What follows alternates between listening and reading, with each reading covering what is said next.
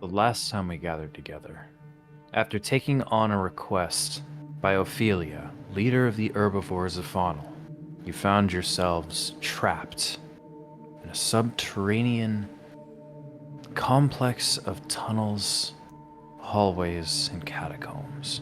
Supposedly the location of a ceremonial scepter that Opilia could use to truly establish her right to rule. There was no way to go back the way you entered. Your only option was to explore this long forgotten or seemingly forgotten shrine made in reverence to either perceived deities or maybe deities older than time. Along your travels through this labyrinthine maze, you encountered a naiad. A strange siren-like creature whose voice carried down a hallway, almost inviting you in. And you talked for some time, asking her how long she's been here. How did she find her way here to begin with? And she wove a story of being captured and brought down in a massive jar full of water deposited in this space. But it was all a ruse. As soon as you all had drawn close enough, she and her pet began attacking you. But these foes would fall before you, and with their location being a rather untraveled area, provided a safe haven, as well as a little bit of compensation for your efforts in the form of treasures hidden within a nook below the surface of the water she called home.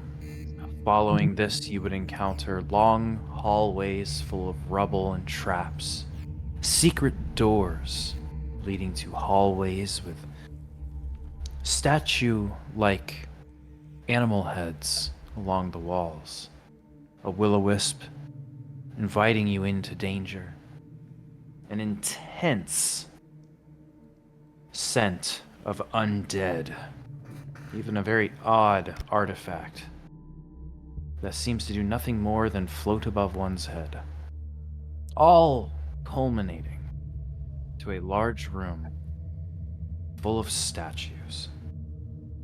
These statues were of warriors of varying type, archers, foot soldiers, all facing away from a stucco dome, simple yet ornate, well constructed but fragile. You know there's a door out, even went to the effort of removing a bar, locking it from this inside portion. But that dome could potentially hold what you're looking for. And so you broke your way in, took a look around. There was nothing matching the description of the scepter you had been sent to find. Instead, piles of worthless bones, bead and silver and turquoise adornments, chalcedony, chrysoprase lamp, and especially interesting looking amulet. Figuring that at least some of this could be of value, you had asked Val to climb on in. Take a look around, see what you find. And after interacting with the lamp, the bones centered within this cairn began to animate. And even now, Val, you can see as these bones had been separate, no longer held together by muscle and sinew or cartilage, begin snapping back into place in a grotesque and horrid cracking and snapping, and even worse. Inhale, filling lungs that have not existed for many aeons, as this creature begins to breathe life. And I would like you all to roll initiative. Whoa. It's one hell of an introduction there. I know. That was excellent.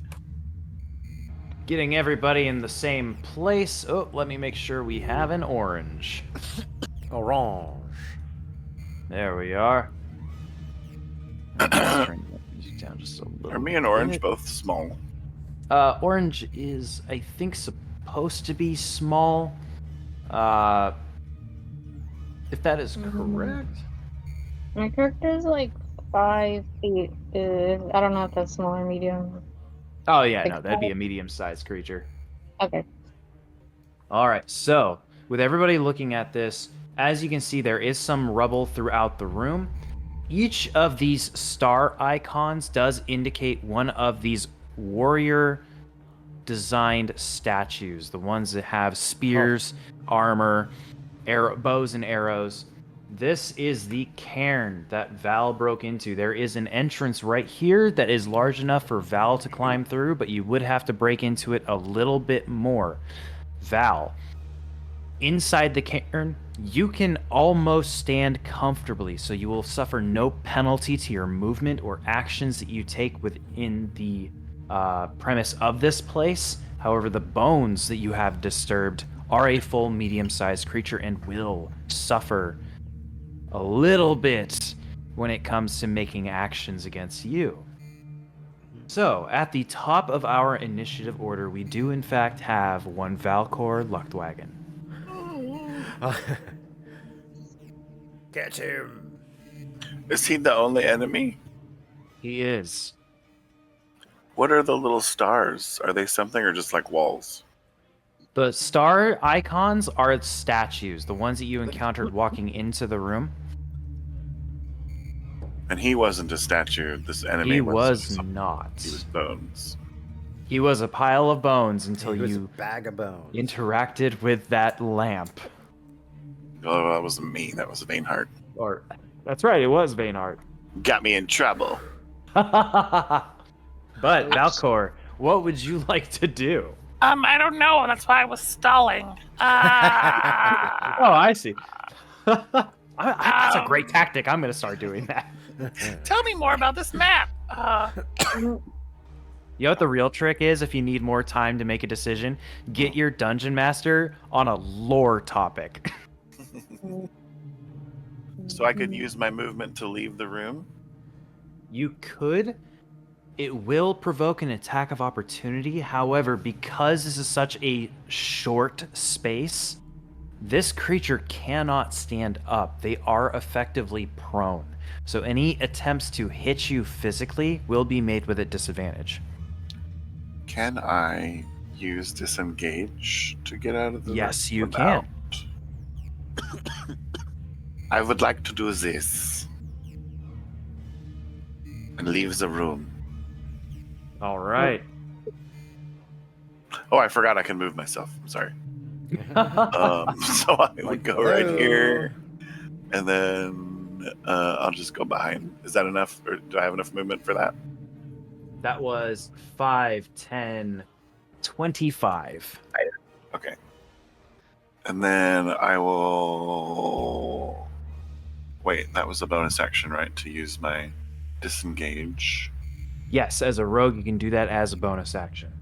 I'm a sorcerer, but also a goblin. Or, excuse me, you are Alright. a sorcerer.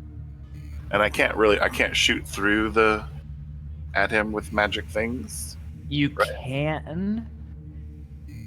Yes, you can. It is just a small opening and would provide this creature some cover. Is this creature a humanoid? Definitely not. Oh no! Oh gosh. Did I happen to notice if there were other bones in there, or was he the only bone pile? There were multiple bone piles, but all of them converged on a single location and formed into this creature. Okay. Can I get a lore drop on our creature? Well, let's let Val finish his turn first. Sorry, I'm trying. I think I will cast invisibility on myself. Okay. And then that will finish my turn. All right, let's give you a tint job real quick. A little tin. Ooh, You've been I'm tinted. tinted. And that will bring us to Tradoroh. Now, is that a facetious question, or do you really want to try and figure out what this creature is? I want to investigate this creature. Okay. Give me a history check. Be investigate. I almost hit an 18. What does By that all 7 give me? accounts, this is an undead creature. It is made up of bones. It should not move, but it does. As far as a specific kind of undead, that's a little bit beyond you. But Okay. if it's died once, it can die again, right? Okay. Since I couldn't figure it out, I got really mad and I started raging. That's my bonus action. And then can I shoot a bolt at it from here? Yes, but it will have cover. Okay. Do I roll at disadvantage? No, so cover, if somebody is hiding behind a tree, there are multiple levels of cover that somebody can have. If they are directly behind the tree, breaking your line of sight, they have full cover. There are some ways you could hit them, but chances are you are never going to. Now, they could be hiding mostly behind the tree, getting 3/4 cover. And what this does is it gives them a +5 to their AC. If they are kind of half and half behind the tree, they get a +2 to their AC. And so, while where you currently stand, it does have about 3/4 cover, just because it could move an inch and be out of your sight if it were to go in the right direction. But there's also nothing stopping you from just sticking your crossbow into the hole and only having to suffer half cover. Stick it in the hole. There's a hole right here. Ram it. It is roughly like right here, and while you cannot end your turn in an ally's space, you can occupy the same space for part of your turn as long as you move out of it by the end. Okay, I'll do that. All right, so go ahead and roll me an attack. All right, so as you release the bolt into the cairn, you're pretty confident that you missed based on the sound of the bolt ricocheting a couple of times on the inside. And from the outside, you can even see bits of stucco dust that get kicked up from the spots where the bolt bounced off. God, likely weakening those parts. Okay, I think that's my turn. All right. I'll just move back. And that will bring us to our creature, who is going to crawl out Oh no. Oh. through the hole, Oh, do you bloody see breaking that? more of the cairn in the process, laying prone on the floor until it picks itself up with a series of cracks as its vertebrae realign. And it looks directly towards Vainheart. Oh, why me? Touch the lamp! Good morning. I wake And up it like that. draws an ancient, primitive long sword and starts swinging. The first attack is going to be an 18 to hit. All right. What's my damage? Damage is going to be 7 points of slashing damage. I'm sorry. As he- Did you say 7? 7. 7. Got it. 7. 7. Okay. And you can feel the jagged obsidian teeth just cutting into your armor, piercing in and scraping your flesh as he draws it back and goes in for a second attack. However, this time, I believe he's going to miss with an 11. As this time he aims for your neck, looking to take your head clean off. Oh, but you manage to duck underneath it. Vinart. No. And that will end this creature's turn, bringing us to Jean. I will use my Insightful Fighting bonus action. Okay. Insightful Fighting being your subclass feature. As a bonus action, you can make an insight check against a creature you can see that isn't incapacitated, contested by the target's deception check. If you succeed, you can use your sneak attack against that target, even if you don't have advantage on the attack roll, but not if you have disadvantage on it for 1 minute or until you use this feature again. A different target. So, what you're going to do for me is you're going to roll an insight check. I'm going to roll a deception check. If you beat this creature, you have learned its movement patterns to the degree that you can take advantage of weaknesses in its stance. And upon your success, you will have that advantage for 1 minute or 10 rounds of a combat, or until you use this feature on another creature, resetting the timer for that one. Oh. Well, your 11 definitely beats my 6. Nice. Woo. So, analyzing this creature, the thing that stands out to you the most is that it is still reconnecting all of its joints. While it's able to move around, while it's able to attack, there are certain parts of it that are crooked and otherwise not in a functional position. One of the shoulders is loose in the socket, one of the knees is still connecting. Those are things you can take advantage of. Nice. Alright, Well I will shall attack with my obsidian dagger. With advantage. Inquisitor rogues are fucking awesome. Oh, Inquisitor. So inquisitive. Natural 20. Wow. Nice. That's a critical hit, right? That is. You got a And crit. let's see here. That will total out to.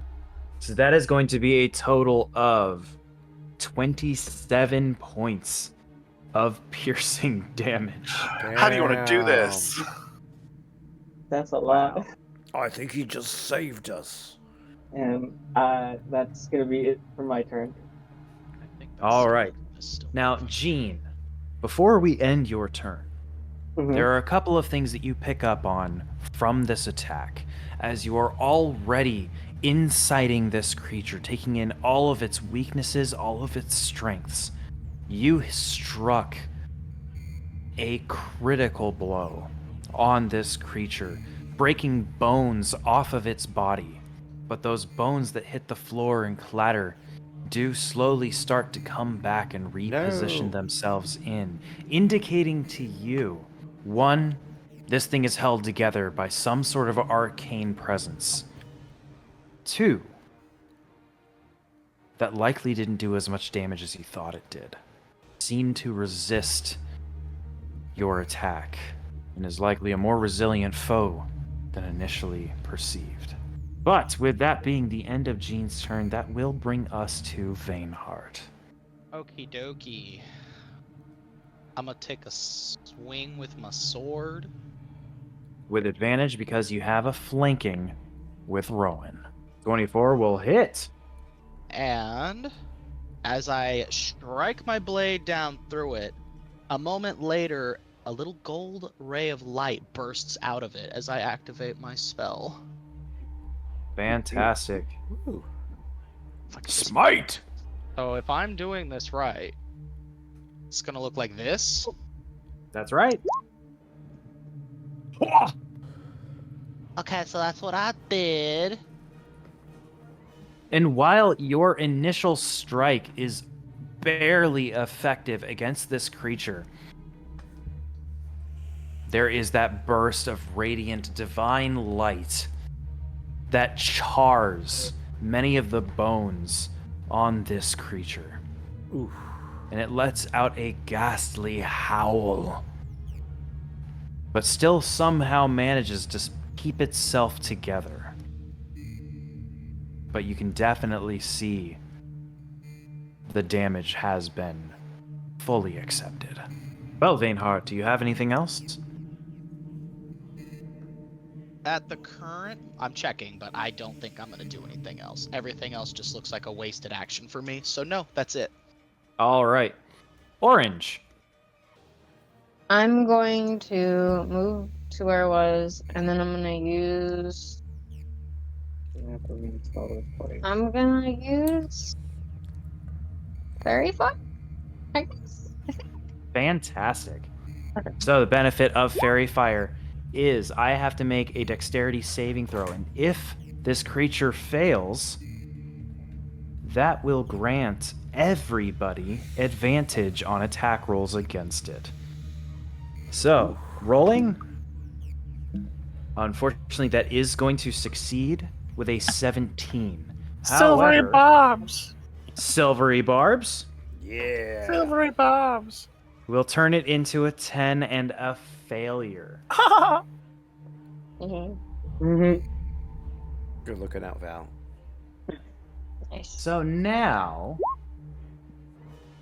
I don't think I can do anything else, so nope.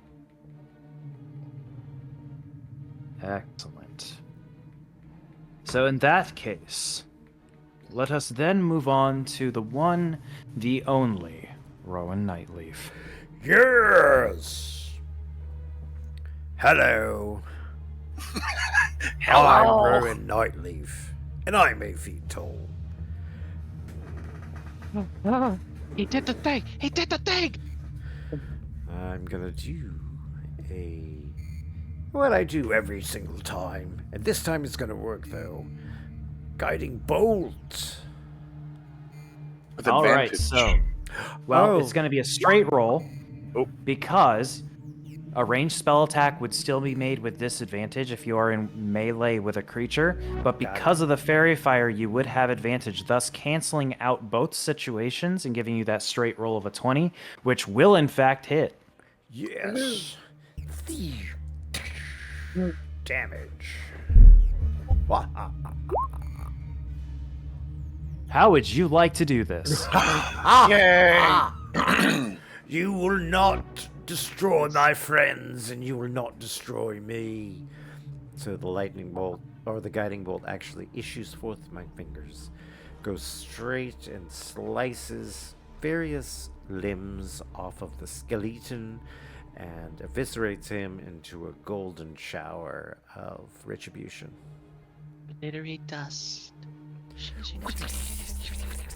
Bone glitter. Sweeping your fingers and creating multiple rays of cutting light that slice into the body, going well beyond and striking the wall behind. And at first you think, oh no, what about Vainheart? He's right there. But as the body crumbles into dust, a final ghoulish gasp being let go of. Vainheart's completely unharmed. Oh, good. Hi. I'm okay, by the way. I think we all had some can pretty good breathe. moves there. Can I take a look at that sword that he struck me with, or did that get destroyed too?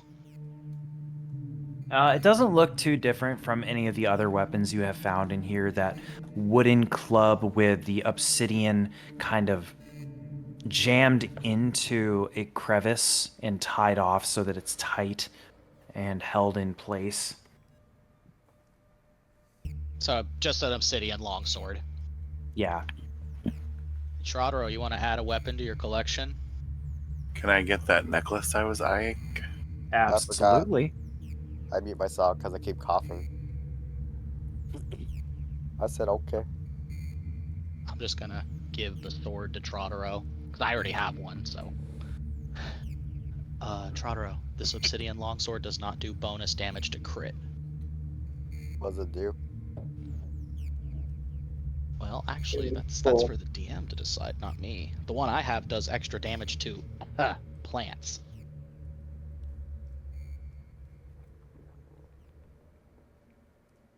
No, this is just a regular sword. For all intents and purposes, it is just a longsword. Not But obsidian. as a reminder, there is that amulet that Val has picked up. And without there being anything to stop or harass you, there were those 6 jade bead pectorals. What? Pectorals. Yeah, still not sure what they mean by that. I think maybe it's kind of like a jewelry-like adornment that would be worn over the chest. Oh, Because if it is pectorals. Like tit Yeah. armor. I get it. kind of like a really low-hanging necklace that just has several beads that hang across the chest, jade beads specifically. The amulet has already been picked up, and there is a bronze and chrysoprase lamp, which chrysoprase is another name for like chalcedony. That lamp is cursed. Are you gonna not pick up the cursed, sorry. lamp? The lamp It has picker evil upper. energy. You know it now. Well, I did know because I used the Yeah, you had used your divine sense. How long does that last for again? checking. Divine sense, divine sense, divine sense. While your divine sense would have worn off by the time it was your turn in the combat, because a lot of things happened very quickly once you had interacted with the lamp. It ceased to have any sort of presence to it the moment the creature started to rise. I'm just off in the corner poking the lamp, looking at it. Who wants the chest jewelry? We don't know I'll what just- any of these things do, but shiny. I'm not that interested in the shininess. We Rowan can sell have these it. things. Well, that is true. We can sell it. What if it's magical? What if it could protect us? We're gonna find out what these things do before we do anything with them. Yes, because this bracelet is obviously a good example of that. Yeah, we don't want another Vainheart situation. Yeah, we don't want another. Hey, Hey. So, for context, Jean and Orange, last session the party came upon this bracelet covered in old runes. And as soon as Vainheart put it on, he became cursed. He didn't know what he was gonna do. just don't piss me off, or I can turn you to stone. The only downside is if you try to cast stone, like one of the spells on a dwarf or a stone giant, because if they succeed, you're the target. Yeah, ultimately cursed. It's a fairly, it's a fairly low impact curse because it sounds really easy to avoid the consequences. Yeah, just that. Hey, that guy. He's a giant. Not using it on you. So one of the rules for identifying objects is there's a very easy way to do it with the identify spell. However, if at some point you are able to spend an hour just concentrating on a single item, you can then learn what it does and how to use it. Pertaining to magical items, if it's a mundane item that has no magical property, I would rule that by the end of that hour, you would know it's nothing special outside of like, oh, it's a really cool blade. It's a really cool helmet. It's shiny. And that's But you all. do have the ability to identify objects without having somebody who can cast the spell identify. All right, team. What are we doing? Well, We're good. do we have the scepter? No. No, Okay. we never found it. Just So this we still dingy have to old go lamp. find it. Yes. So we can't leave yet, right? We still have to go search around. Do you guys want me to bring the lamp with us, or should I just drop it? Bring it with the us. lamp, bring the lamp. All right. And Vainhart's just gonna shuffle the lamp around into his pack and put it in there. Wait, does this thing light up? He's actually looking at it again. Maybe gonna you should put- rub it. Oh. Oh. I will Alright. give it a soft caress. And then harder, gradually. And then I'll twist speed your it up. wrist. And A then little I'll bit roll faster, my a little wrist bit along slower. it. Just take your thumb and move it. Just I'll take my thumb and just gently push it into the hole. We're talking about sex. Anyway,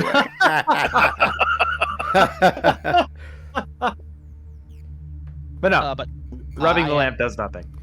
I am actually checking it. Like, can I use this as a light source to potentially give myself a farther distance to see in the dark?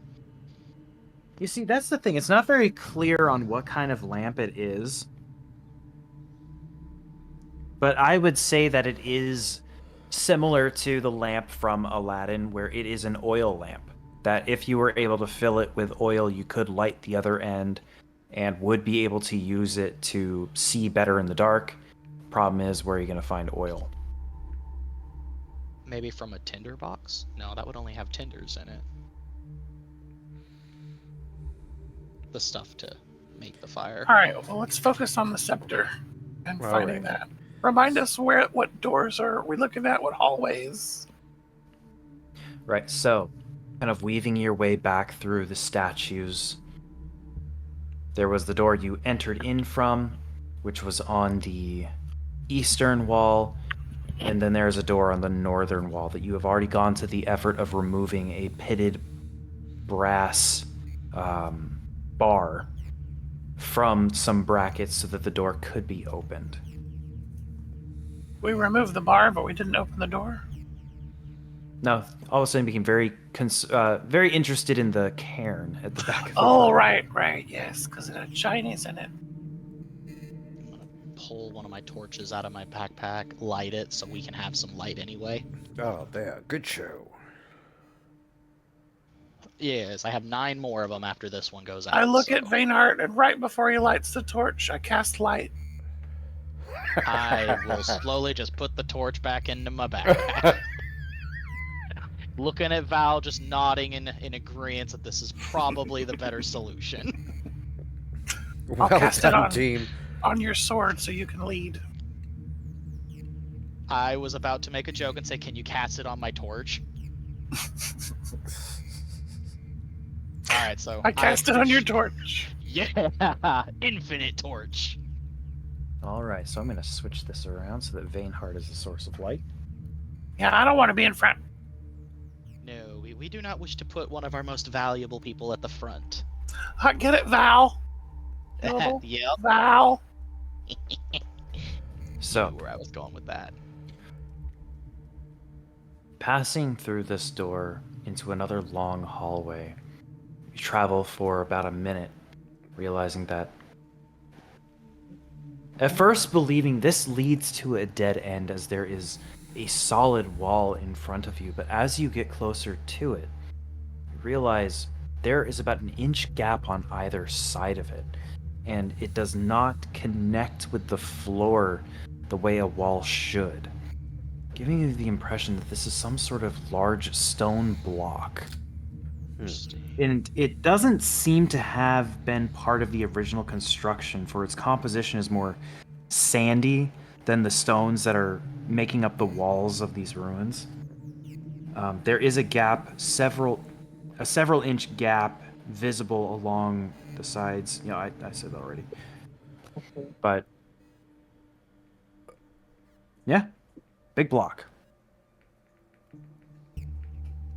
Can we move this block out of the way, or perhaps destroy it? Hold on, Rowan, hold on. Just in case. Jean, can you make out if there's any traps around the area of this block? Alright. Sorry, Rowan. Want to be safe. And that is a perception check, correct? It'd be an investigation check. Investigation. investigate, Inquisitor. Mm. Oh my god. Wow, good rolls tonight. You You're have up. never been more confident that this thing does not have any sort of trap on it. Yeah. Okay. All right, Rowan. Now we can move it. It's small Yes, enough yes. to move. I was picturing something huge, but I guess I'm wrong. Well, maybe if like me, Rowan, and Tradoroh all at the same time try to move it. That is likely what would need to happen. Oh, I'll I didn't contribute with my telekinesis. Yes, yes.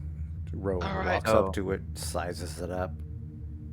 think Vainheart next to him. stretching his muscles. Hmm. Big guy, get over here. We're gonna need you too. All right, so for those of you that are looking to push this block, I will need athletics checks. All right, guys. All Even together now. with my telekinesis, or no? With your telekinesis, what is the full extent of your pushing ability?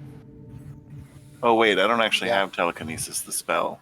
Roll your athletics. We're trying to push a block. So I guess it would just Yeah, be I the mage hand cantrip I would look at. Oh, did you already I roll? got a 16. Oh, I didn't see So it. it's 30 feet and 10 pounds, so probably not a good help. Well, you tried. I mean, It's moral Rowan- support. true. You guys are doing great. Rowan, Tradoroh, and Jean rolled pretty high, so I think we could maybe budget. You wanna roll? Me? You wanna push some? Yeah. I'm helping with 5 pounds, guys. So the fairy and the human are gonna try to push, and we're just gonna be failing while Well, the three I bigger count people. as one size larger when determining my carrying capacity and weight I can push, drag, or lift. Yeah. Well, let me just say this first. You guys did succeed. As the four of you, as there is only enough room for 4 to stand side by side and start pushing this block. Very slowly, it begins to move against your efforts, or with your efforts, I should say. And it's very interesting because the initial shove to get it moving, giving it some momentum, takes a lot of effort. But after you get about 3 steps in, it seems to get a little bit easier. But based on a slight shift in how the stone rests on the floor, you feel like you might be pushing it up an incline. But going 10 feet reveals that there is a passageway you could take on your right. But you also don't know how far you can push the stone. So, as we're pushing it, we see something revealed, but we have to keep pushing it. Not necessarily.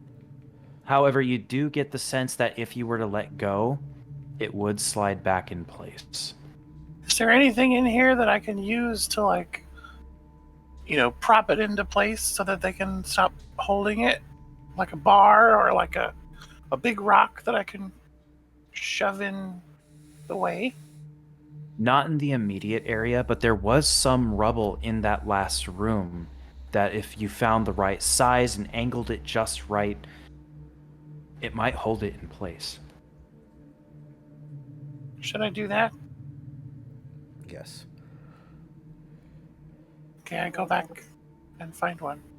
I think I can let go. If What? we What? do let go, we're gonna have to re-roll the check again, I No, believe. I'm saying I probably shouldn't let go. Oh yeah, do not let go. Pushing it at the very least until you have exposed the entire length of the corridor going to the right. You can now see that there are these very smooth ridges on the floor, kind of like speed bump in shape, only they're just about 5 inches wide. Just a smooth surface that's aiding you in pushing this, but was probably what slid this stone down in the first place. And as Val runs, finds a couple of head-sized stones to carry back, that at least gives you something to brace the stones against. Good. And so while you're all holding it, which, not nearly as straining as pushing the block, you kind of just dig your heels in onto one of these grooves in the floor, or raised bumps. Just kind of locking the knees, standing there with your backs to the stone until Val's ready to place them in, and you slowly start to bring the block down to meet with them. You have to kind of readjust things a couple of times until you're confident that as you all let go, the stone block stays in place. Nice. And there we go. Now we have another path. Well done. Well done. Now, in terms of what could be in there, who wants to go first? Me? I say as Yes, I hold you. up the, Yeah, as I held up sword. the You. brightly lit sword. Have a torch. Whatever it is. I can't remember now. We're, Lightbringer. just a sword. We're not gonna use that. All right, I'm gonna go through into the room and just kind of look around, slowly, very slowly proceeding forward. You follow this corridor down several hundred feet before it turns to the right again, leading to yet another door. Maybe it was the god of doors that this temple was built for. All right, so I walk up to that door and just give it a wait. I'm gonna follow my own advice. Gene, What? can you check the door again? Alright. It's a door.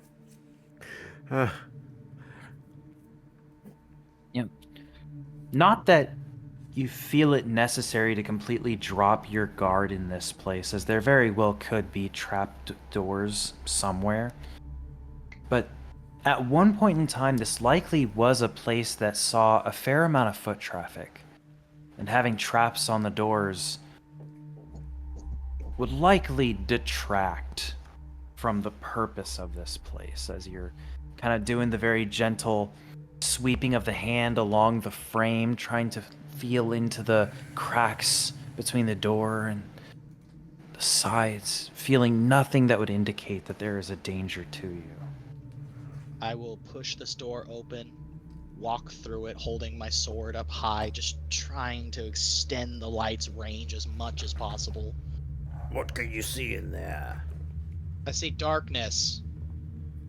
You see, all the doors bordering this lozenged-shaped room are made of heavy bronze. Colorful glyphs are scribed on the western wall. There are 2 sideboards against the walls to the east.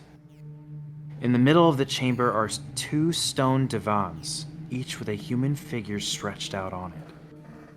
Between them is a low stone table holding a flask and 2 goblets, all made of crystal. In the bottom of the crystal flask is a quantity of silver dust. The figures on the divans are a male and female, each about middle-aged and perfectly preserved. They are very still, dust-covered, and apparently dead. Their bodies are covered with dry snakeskin. The female wears a silver bracelet and holds what looks to be an ivory wand. The male has an amulet of electrum resting on his chest, inset with a red stone of considerable size. A wand? A wand? I feel like we may be in for a fight with these 2 if we disturb their bones like the last guy. I agree. Well, we're not going to get them if we don't play a little dance with them. But if it has a wand, it's not going to be like the last guy that just had a sword. Hey, that sword hurt. Can telekinesis grab that, or a mage hand?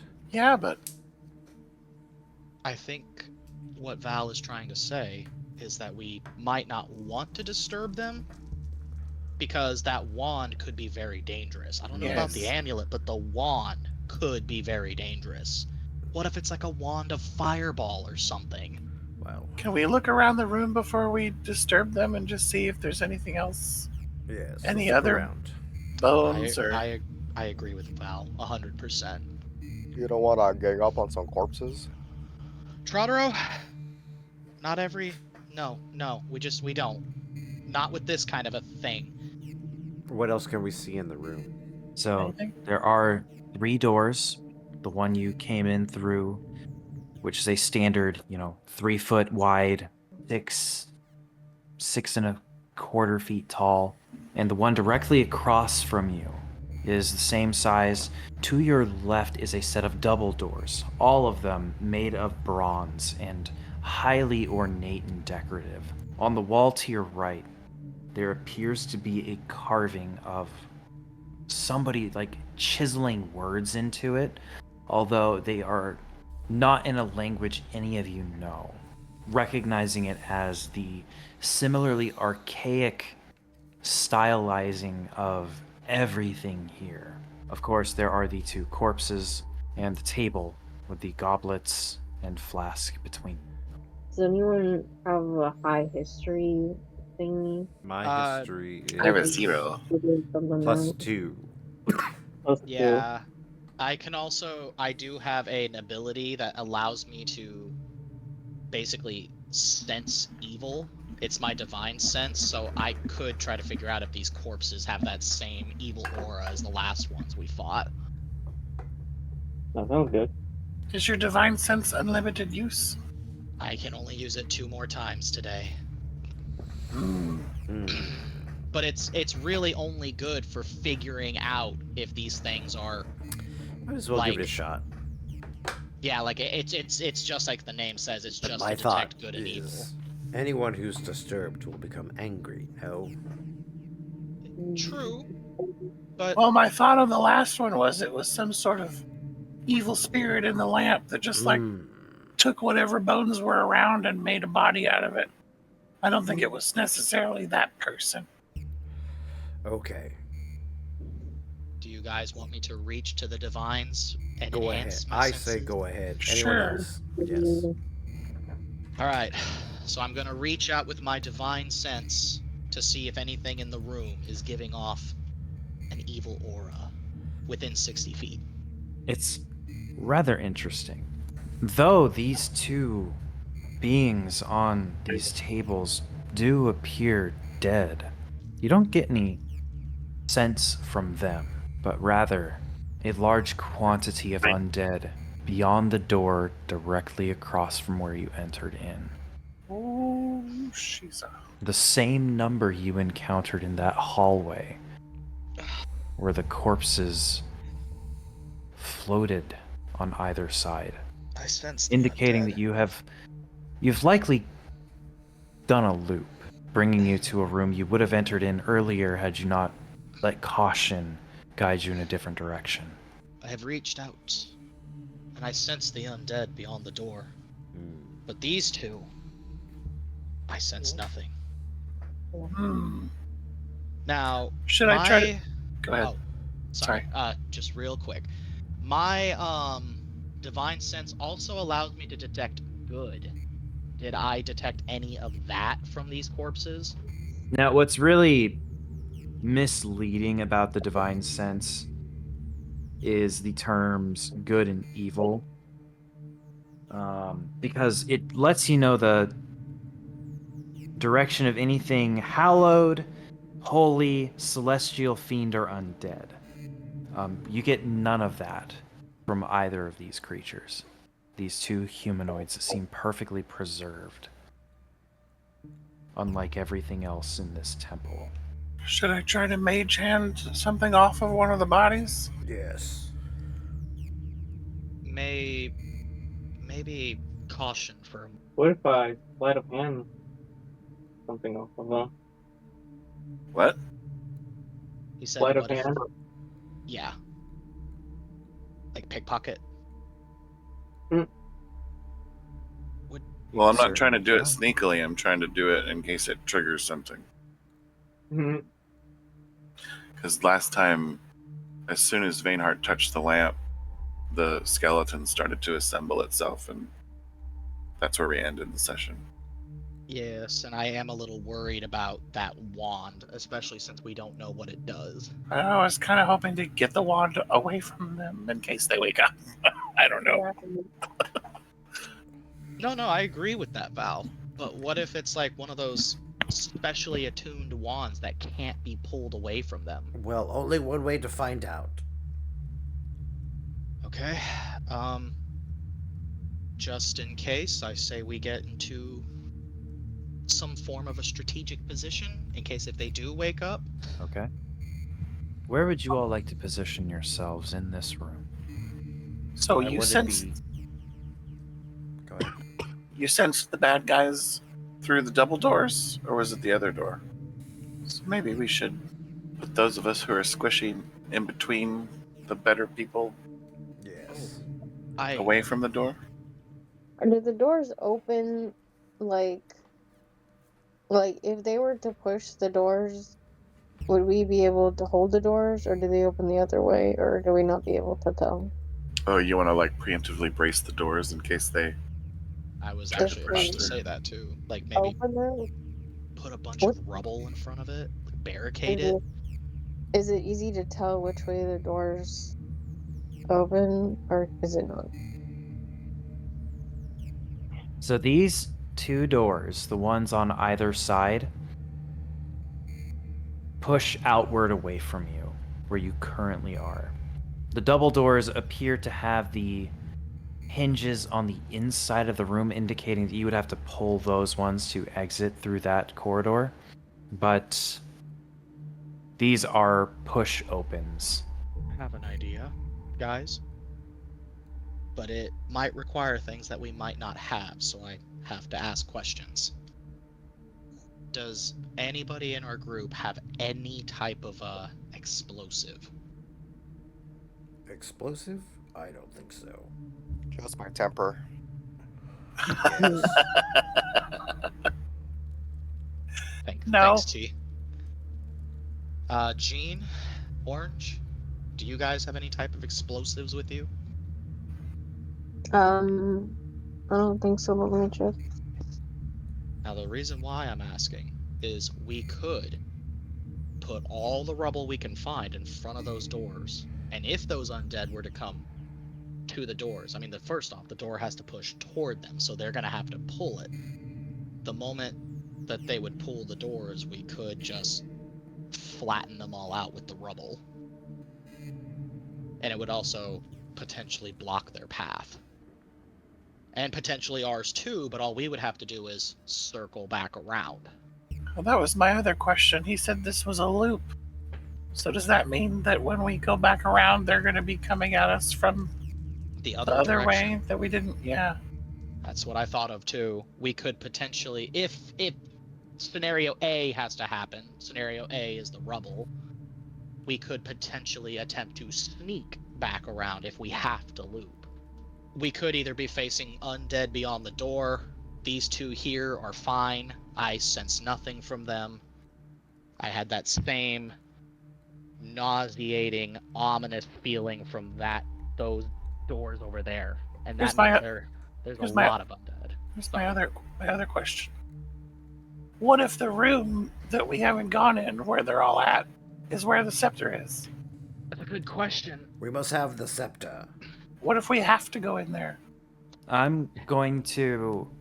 You have been in that hallway. It's a hallway where Vainheart got his hand stuck in the beak of that bird statue's mouth. Mhm. And it's Became the cursed. at the end of that hallway where it curved to the right were all those corpses that floated along the walls. While you didn't investigate too hard, you didn't see anything that would indicate that there was a scepter to be found in that area. Okay. Yeah, So because we Based- Sorry. Okay, so real quick, based on everything that you have traversed, Oh, sure. you know there's no way out going back the way you guys came. Except not like the one outlier to that is you don't know what's beyond the stone block. But everything else that you have seen, you didn't find any indication that that was how you leave this place. So if your plan would be to collapse the next hallway over to keep these potential undead creatures from attacking you or destroying them altogether, you would not be hurting yourselves to do so, because the only way out of this place is forward. Which, again, I said it last time, but just as a reiteration, I understand that we are here for the Scepter, but you guys are also kind of trapped down here. You don't know where the exit is. We just Yeah, don't want to shoot ourselves in the foot.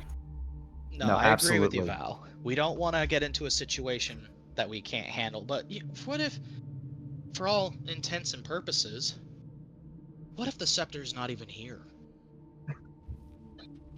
What if Jack. that staff is the scepter? You mean that wand? Yeah. Shocked. We go for the mouse. I mean, what do you think, Val? I sense nothing from these two here. I am worried about that door, so maybe barricading it just to hold the undead in there back might be a good idea. Okay. Rowan? I like that do you- idea. Okay. There are 2 stone tables in this room. A third if you count the one that's bearing the flask and chalices that do look heavy enough that they would impede anybody coming through a narrow entryway such as a doorway. Is it heavy enough if we only use 2 tables? I feel like that table with the chalice and the chalices and everything is part of a ritual and don't really want to disturb it yet. I mean, looking at the tables, the 2 larger ones in the room look to be solid stone. Oh. And a little bit of stone can be incredibly heavy. The stone block you all moved previously likely weighed several thousand pounds. And only because of its, smooth bottom and the floor being constructed the way it was were you able to push it. Each of these tables likely weighs somewhere in the ballpark of 400 to 500 pounds each. All right. So what I would say, Rowan, Jean, Tradoroh, you 3 are the strongest members in the group, I believe. Well, first, Rowan, what is your strength stat? So strong, you can't believe it. 99. Over 9,000? I'm really fucking strong. Next Okay. question. I believe you. Could you 3 move those tables and barricade the door? To what end?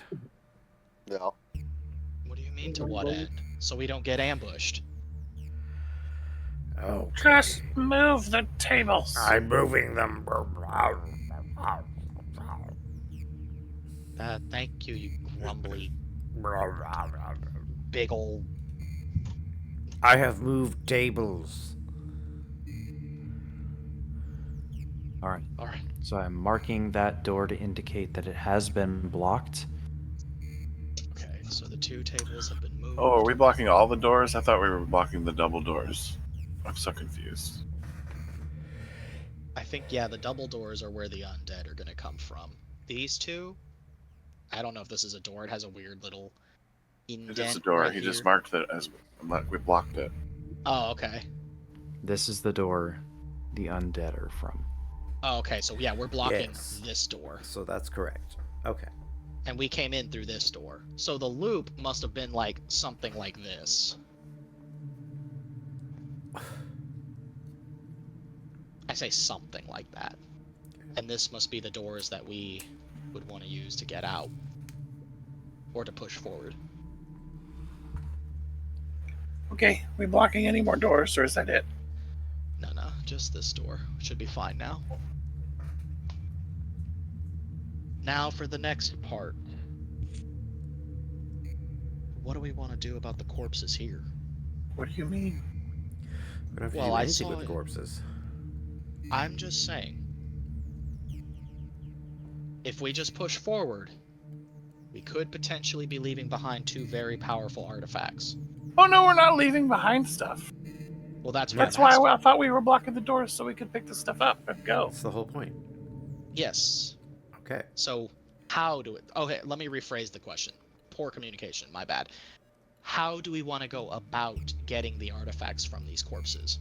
I'm gonna walk over to the one with the wand and pick it up. Oh, Yeah. well, if it's that simple, I'm gonna walk over to the one with the amulet and pick it up. Well, let him do it first, and then you could do yours. I'm waiting. I just did it. I did it when I said it. Oh, well, then we got the chalices.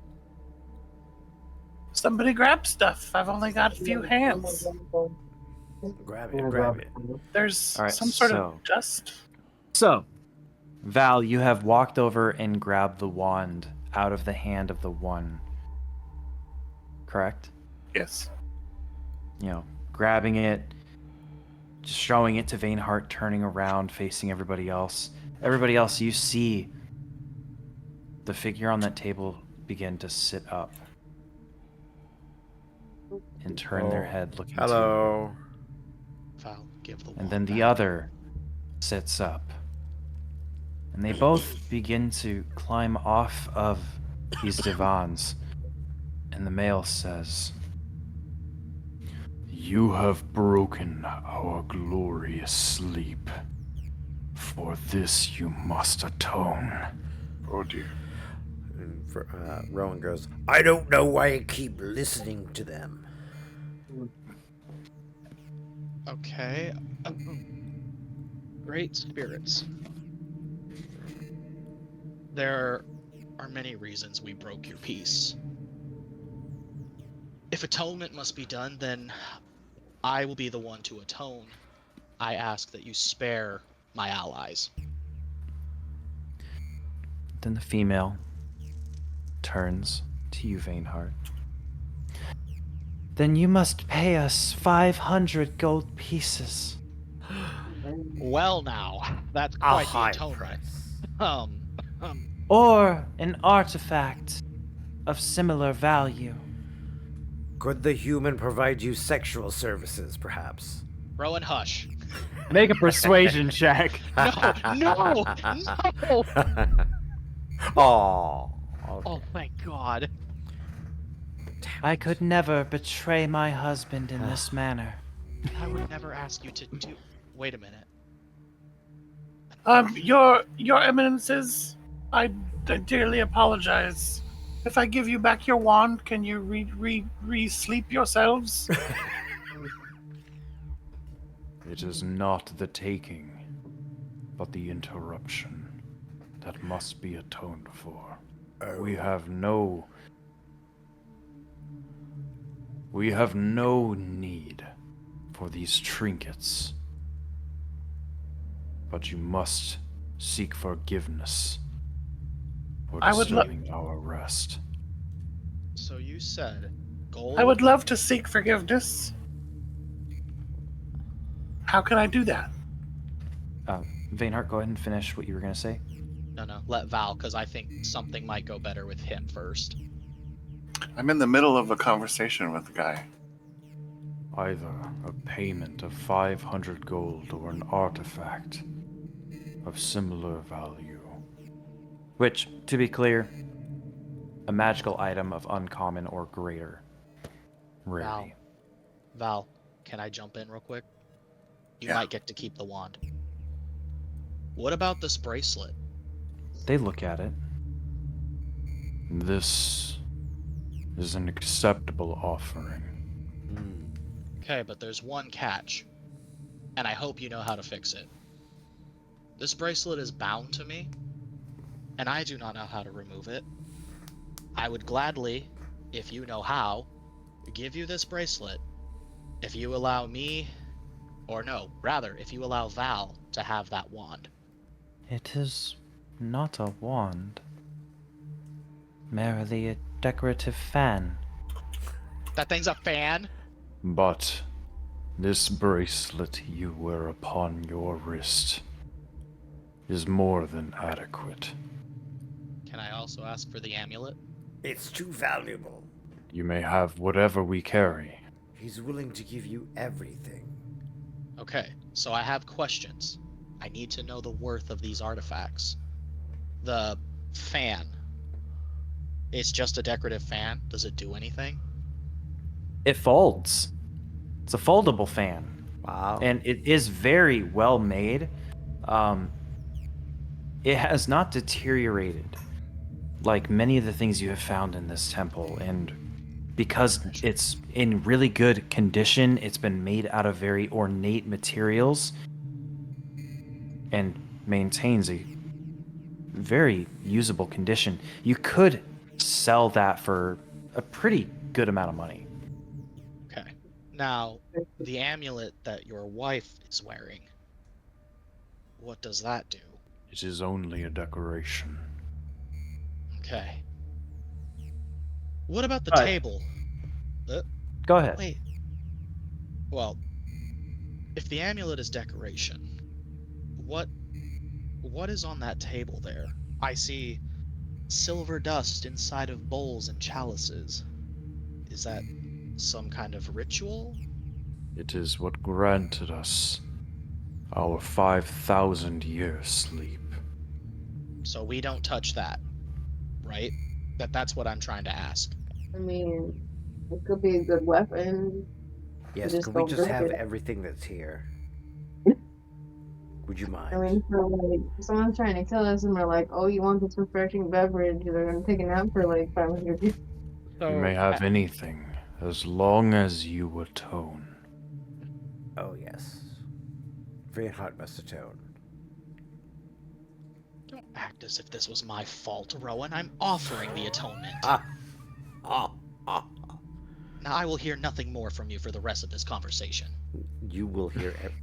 Go ahead. All right, so Vainheart, you're offering the Bracelet of Rock Magic, which is via a curse affixed to you, with nobody in the party knowing how to remove curse, specifically the spell. How do you propose removing it? Can I heal a wound if they cut my hand off? That is magic well beyond anybody here. Damn, I was hoping divine energy would help with that. We could find someone to help us later, so you could do it now, and then we'll just get it taken care of later. The only thing about this item is I feel like we don't have anything else in our inventories that match what they want. Tradoroh might have something. And I feel Tradoroh like You has don't really know magic that gloves. because we have stuff that we've picked up that we don't know what it is. So you don't actually know that. What if we try more things? I mean, if you want to get rid of the bracelet, then that's fine, but there's other stuff that we could have offered. Or also actually- gloves. yeah, I was like, I think we can try that first. I just feel like the atonement is going to be we fight. Well, if the atonement doesn't work, then we could just beat their asses. Well said. Yes. What about the necklace? Was that the amulet? Didn't they say it was decoration? What if No, they're it's like that necklace that we found a minute ago. The chest pectorals or something. Oh, the Right. amulet that Val picked up. Does it need to have magic, or can we just offer the necklace? Or does somebody want the necklace? We don't know what the necklace does. We just picked it up because it was there. I'm fine with offering it, or if Vainheart wants to give the bracelet, that's fine too. We just don't know how to get the bracelet off, though. Let him get it off if he wants it. Well, I gave my suggestion. Let's have them appraise the necklace to see if they like it. Should we vote to see if Vainheart cuts off his own hand? Would you accept this pendant as atonement? And I hold it up. And he leans in, looking upon it with a very scrutinous eye. This is an amulet of protection from turning, useless in the hands of the living. Only a defensive measure against holy light afflicting the undead. This is a worthy offering for atonement. That sounds good. We can't even use it. Give them that. Oh, We like, don't need it. Are we giving them a super buff though? Yeah, we are. So some evil demon's gonna have like some real shit. Yeah, but I believe they were just resting. I don't think they actually intend to do anything. I don't know that. They only rose when we touched their stuff, so we have a pretty good idea of that. Yeah, but now they're awake, so they can do what they want. So, I'm fine giving that. I assume Vainheart doesn't want to chop off his hand. It's just a flush. He's had worse. Yeah, I've been stabbed. I've been punched into the ground by giant rock soldiers. I've been almost gutted. I've been half burnt to death by a chimera, which none of you know about because that's in a different area. I've been through a lot. Okay, so let's Alright, just give so- him the amulet deal. If you disagree, say something. I think the amulet's a good idea. Alright, so Val, do you hand the amulet to this being? Yes, I do. Holding it aloft, the man reaches for it, removing it from your grasp. And he kind of looks up towards the ceiling and closes his eyes as he holds the amulet before him. This is an acceptable atonement. And he closes his fingers around it and effortlessly shatters the amulet into dust. He looks to the woman as she gives him a nod. And almost in unison, they return to the divans, laying back upon them and returning to sleep. Alright, so we got a decorative fan That worked well. and an amulet. Oh wait, no. We As about well that? as, so you have an ivory fan, an ivory folding fan, worth some decent amount of gold. Platinum bracelet, and an amulet made of electrum with a garnet inset. Ooh. Could break that down for the electrum. We still have not found the scepter, folks.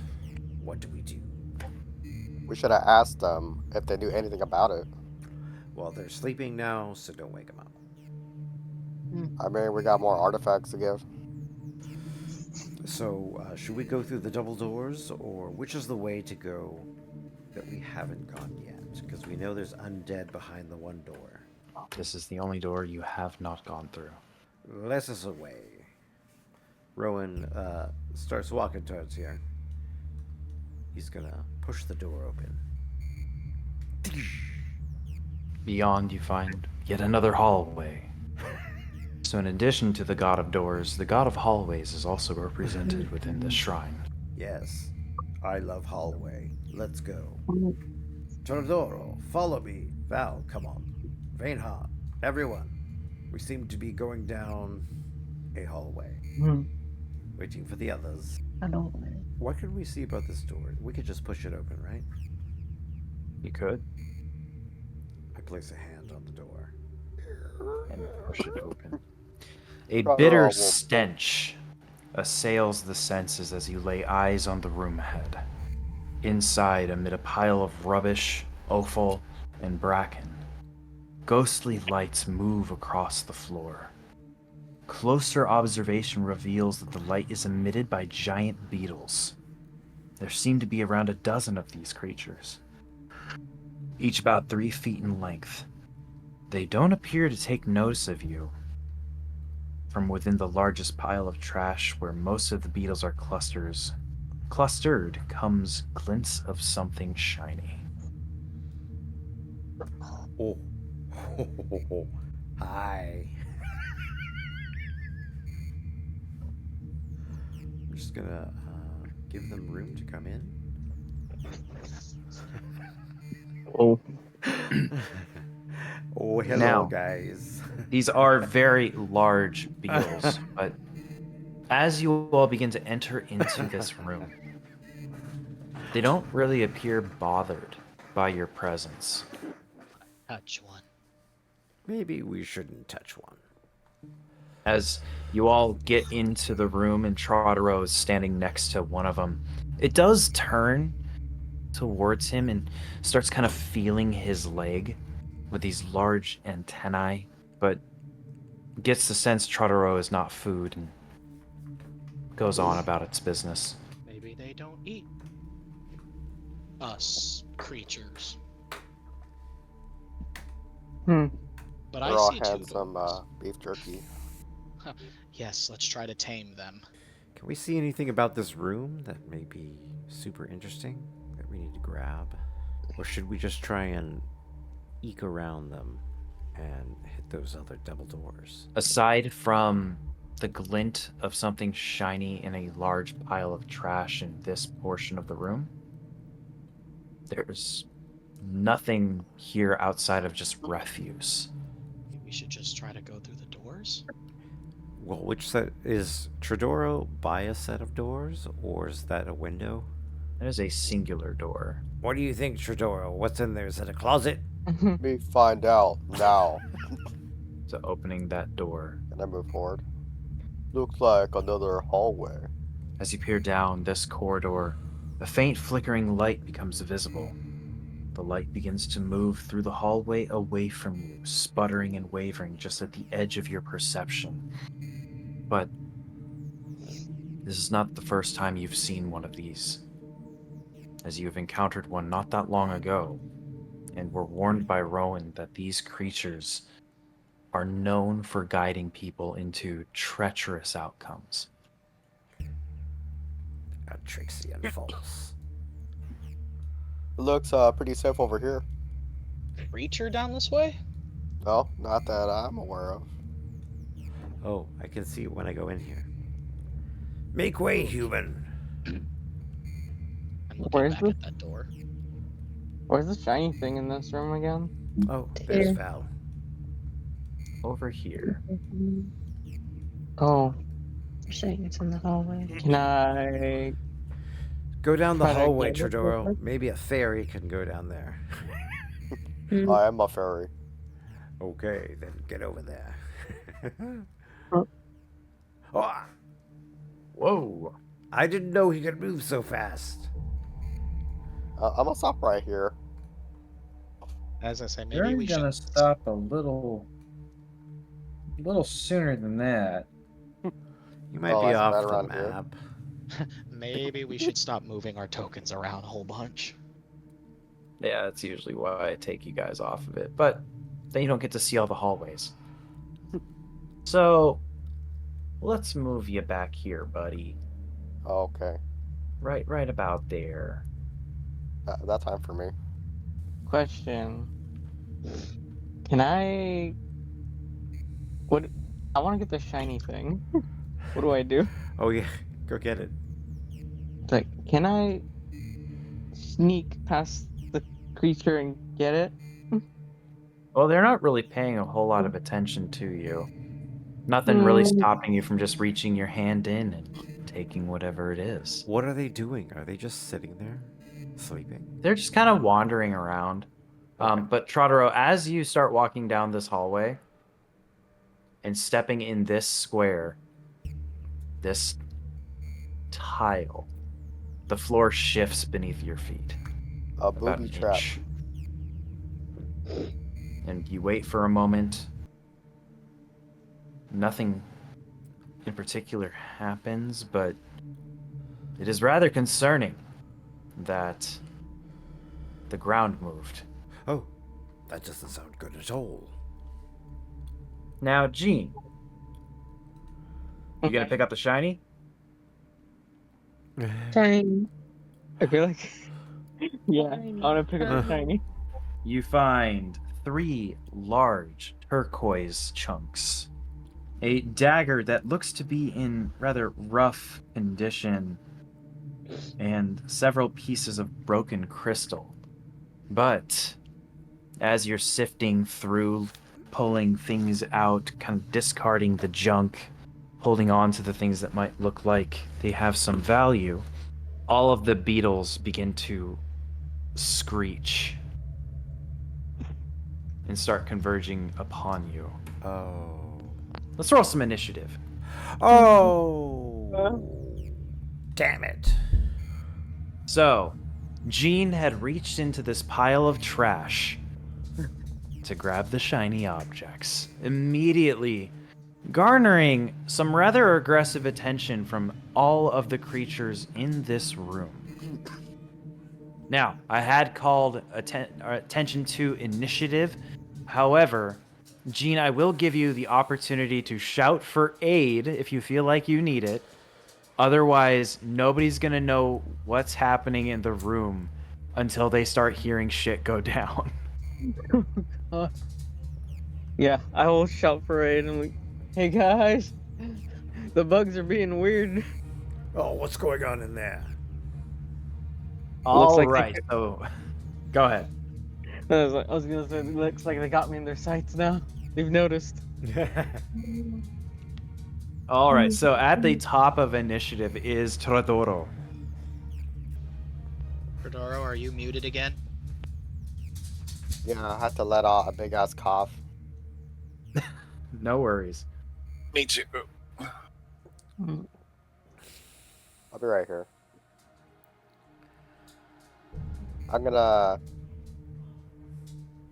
stand right here. Yeah, that's it. That's my turn. Okay. Val. I'm gonna go in. Oh. Let's see. 5. Bless you. Can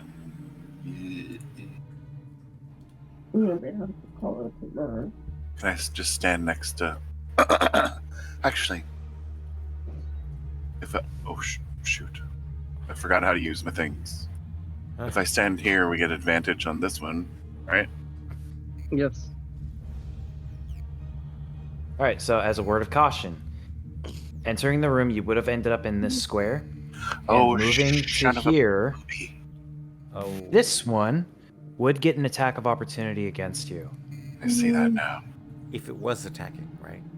Can I retcon? Yes. Thank you. So I'll just enter the room and stay here. God, I wish I had something big and explosive. Soon. One day. I'll do Scorching Ray at this one. Okay, and would you like all 3 of the rays to go towards that one? Or would you like to spread them out? Can we do it one at a time to see if it kills him? Yeah, could absolutely do that. Okay. Keep in mind, it is going to be with disadvantage because you are within melee range of one of these creatures. Although they are bugs and don't look that hard to hit. Wait, I'm sorry. Why am I at disadvantage? So think of it this way. If you have a bow and arrow, and I am within 5 feet of you, like you're within arm's reach, as you lift that bow to fire at my friend, I can just slap you and throw I off see what your you're aim. saying. So I need to attack the one that's closest to me to avoid that. Right? Well, it would still be with disadvantage because they could still do the same thing. Oh, because there's 2 right next to me. Yes, there is a very good reason why people that are ranged attackers usually stay out of melee range with anything, just because it makes it that much harder to do what you need to do. But looking at these creatures, even with disadvantage, you probably have a good, strong chance of hitting them. Oh, okay. And it's not like I could have, just for argument's sake, I couldn't have stayed on the other side of the door and done anything, right? Like no Well. magic could have gotten through, or could it? With the door being open, so hypothetically, let's retcon a little bit. You could have targeted this one, the one right next to Jean. I will say that if you were to target this one here, it'll have about half cover, but also this one here is in full view. So in that line, going through this way, you have full ability to strike those enemies with a ranged attack, but if you're going to try to hit this one in particular, it's going to be a little bit harder. And it's okay to start that over? Yes. We're still learning, Okay. combat tactics and what is the best way to be effective. I'm not going to punish you for, making a decision and not knowing the full ramifications of it, if that makes sense. I was just trying. I wanted to say I helped my friend. I was scared for my friend, and I just busted through the worries. door before I was ready. Okay, I'd like to do the Scorching Ray starting with that one. All right, go ahead and roll an attack for me. And is it disadvantaged because I'm shooting through the door, or It is not. it is not? You fire a scorching ray just in your haste to rescue Jean from a terrible circumstance. And just fire a little bit over top of that closest beetle. I'm just so excited. Second shot. Oh, this one's better. That's way better, and that one will hit. Go ahead and roll the damage as your arc of fire just scorches into the side of this creature. 8. Excellent. And it immediately explodes in several pieces. Oh. Okay, I think I get one more.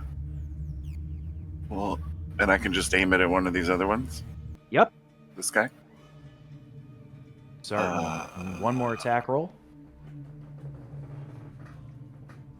19. 19 will hit as you roll your damage. And what is that? 7?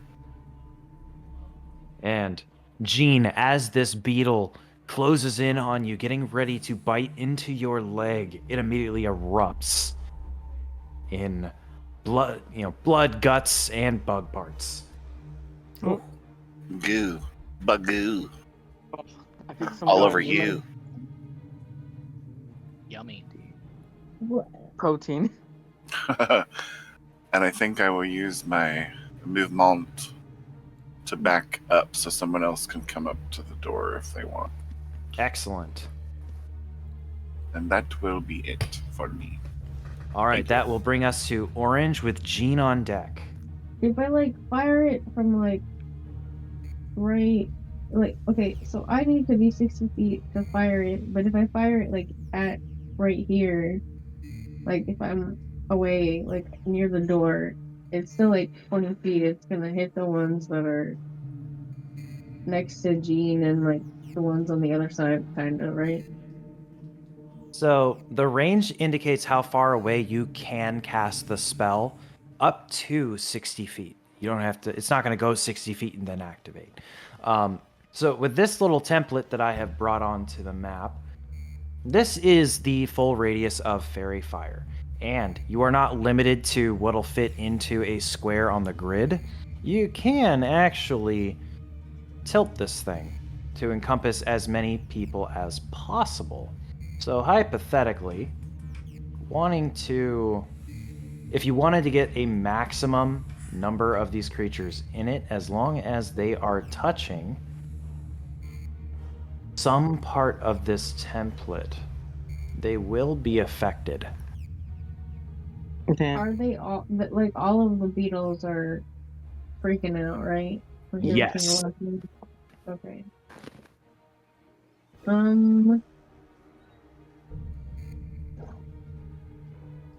Yeah, I'm gonna get the one for this one. I'm gonna get the ones that are in the box that you created. All right. So And- that's a lot of dexterity saving throws on my part. So starting in a way, your DC is 12. Let me cast it. Sorry. 12. All right. So I need to move this so that I can actually target these tokens.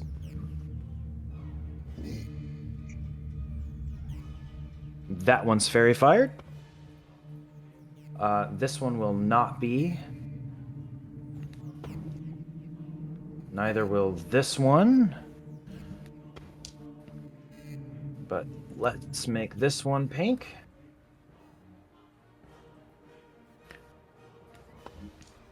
That's cocked. That's also cocked. 6. Cocked and ready.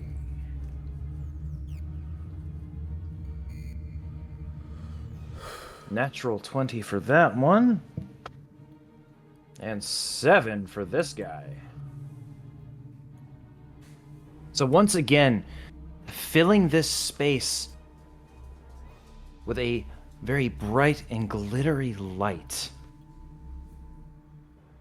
You know, or rather, you now have 4 of these giant beetles just slightly glowing, granting yourself and allies advantage on all your attacks against them for the next minute. Woo woo. Ooh, woo. This train's about to go off the tracks. Choo choo! All right, Orange, that was your action to do so. Is there anything else you'd like to do? I'm gonna move away so somebody else can use the door if they want to. All right. So, the end of your turn, that will bring us to Jean, who's in a rather precarious spot. You can do it, Genie Beanie. I'm gonna attack the one directly in front of me. This one here? Yes. I'm just gonna use my normal dagger, and then I'll two-hand fight the second one if I have a chance. Excellent. Go ahead and roll an attack for me. With a 21, that is an easy hit. Go ahead and roll your damage. I think Gene is using hacks. He always rolls high.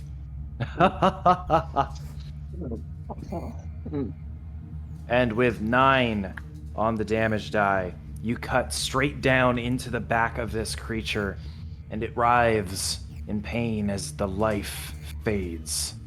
Ooh. And I'm gonna two-hand fight the second one near me.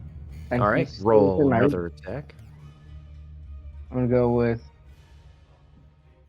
the obsidian dagger this time. Told you. Hacks. He's using weighted dice. I'm telling you, rolling on D&D Beyond, some of those dice roll better than others. 23 hits. Now remember, because you're 2-weapon fighting and you don't have the dual wielding feat, you're just gonna roll a d4 and not add your modifier to it. What dice is he using? I'm gonna switch to it. Oh, I don't think I'm All gonna switch to right. that dice. Very quickly, turning and slashing at the other with the second dagger in your offhand, you cut off one of its legs, but otherwise still ready to eat you. So that was your action and your bonus action. Would you like to use your movement? No, I'm gonna stay put. All right, brave. I respect it. At the end of your turn, that will bring us to one of these beetles, who's going to 5, 10, 15, 20 move up to you and will attempt to bite into your leg, which is going to be a 19 to hit, and you are going to take 2 points of slashing damage as its pincers close in around your thigh. Like a really bad pinch. Like an ant bite. 5, 15. not in the thigh. It's his most vulnerable place. Oh. They found my only weakness. It's also his sexiest place. My That took a turn. Another beetle rushes towards you, attempting to do the same thing. However, this one only rolled an 11, and you're able to just kind of put your arm out to block its, like palm to forehead, stop it from getting close enough to bite you. And that will bring us to Rowan, Yes. with more beetles on deck.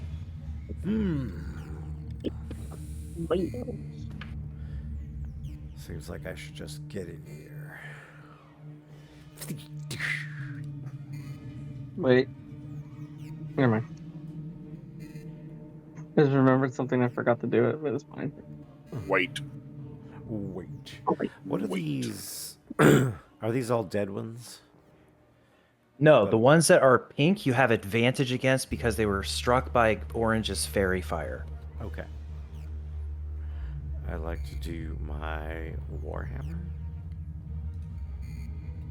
They're also just fabulous. That will hit, but you can always go for the nat 20. What does that mean? Oh, yeah, because you only rolled one attack roll. You have advantage against this guy. Oh yeah, I'll just go. Wait, what? If you roll again and get a natural 20, you'll double your damage. Boy. Not a nat 20, but still better. Go ahead and roll your damage. Damage. Oh, damage. Quel damage. And with a massive splat, your Warhammer sends this beetle in several directions. Rowan brandishes his Warhammer. It's dripping with insect goo. And he goes, "Rah! Ah!" to every one of the bugs that are around. That's my turn. All right. Hearing your war cry, this one's going to run up and attempt to eat you. Missing entirely with a 5. But this one's going to target Gene, as he's already right there. That's going to be a 14 to hit. Which I believe is your armor class, Gene. Yep. So you are going to take 3 points of slashing damage from that beetle. Oh yeah, Rowan's totally closer to this guy. Another attack on Rowan. Oh. 19. Ouch. And you are going to take 4 points of slashing damage. Death by 1,000 cuts. Oh. 10, 15. That's going to miss. Tradoroh! It is just this wave of different insects just coming right towards everybody. I'd say everybody gets a beetle, but really it's just Gene and Rowan get all of them. Selfish. That one rolled a 6 and a miss against you, Rowan. Attackers would be getting okay. Let's get this guy here. Inadvertently giving himself advantage because really he's just hungry. Okay. But is going to miss with a 15. And I believe this is the last beetle. The one that's already standing next to you. Rowan. Gonna miss with an 11 as we get to the Vainheart. All right, I'm going to go to the door for Jesus. I didn't know they were all right here, because over here I had nothing but darkness. I saw the whole action going on. So I'm gonna You like that whole action? here. That's 10, It wasn't a perfect square. That's the only part that disappointed me. 15, 20, 25. Okay, so I'm moving right to here. Okay? And then Vainheart It is is going to be a single attack of opportunity against you. I'll take it. It is a 16 to hit, so you will. For Okay. 3 points of slashing damage. Proceed. Thank you. Am I glad to see you? Yes. And Vainheart is going to utter a word of radiance, Oh shit. attacking. Is that the radiant word? Shit. Shit. He is going The to be looks. hitting the 4 bugs within the 5 feet radius. Okay. My hero. So each of those bugs has to make a Constitution saving throw. Wait, Is this you a spell? It is a cantrip. Word radiance?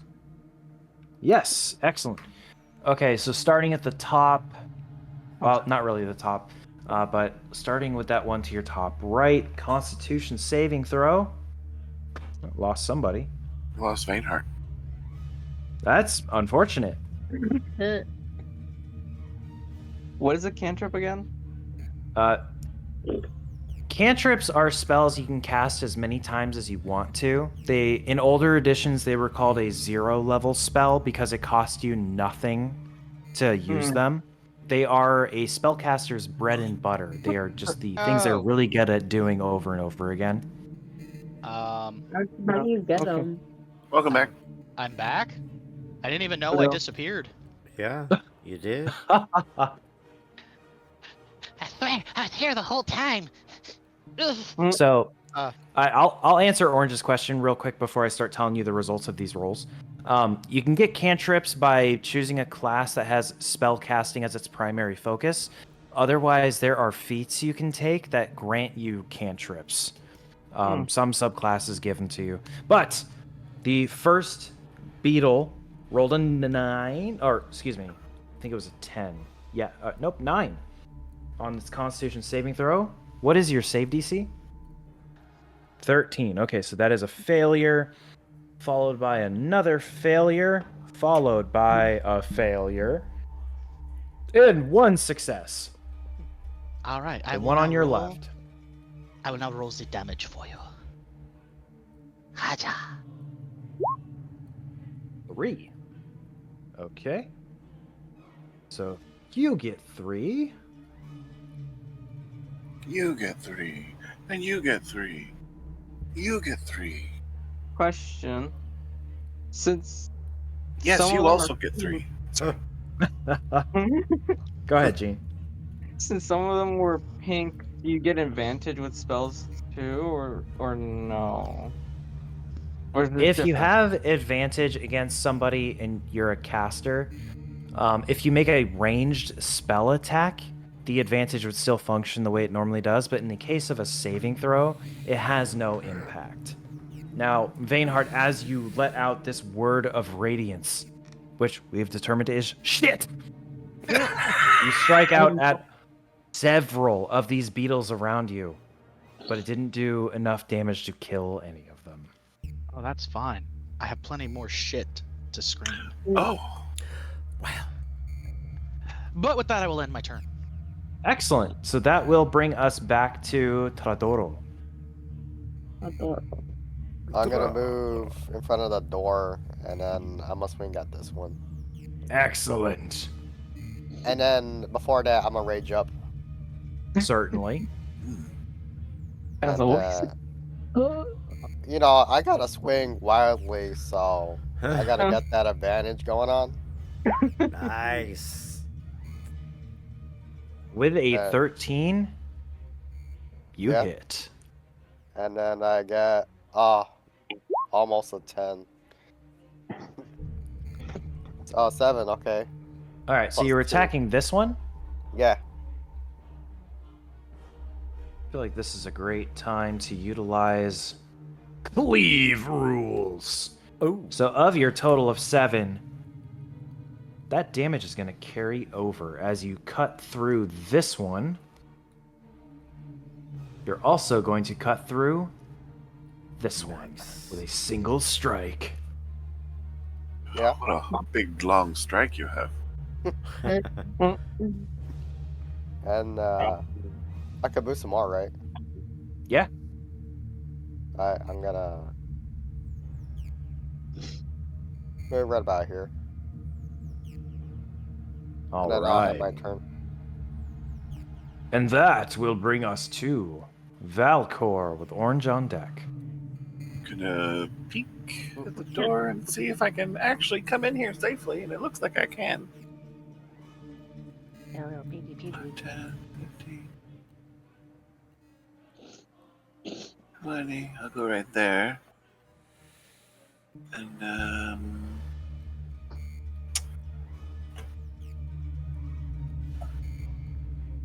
I am just gonna do firebolt at this one. Okay. You do have advantage. Woohoo! And then I right click and click vintage and then click roll. 20. Dirty. That'll hit. Ah! And then do this. And it's a 7. And with your 7, you reduce that beetle to ash.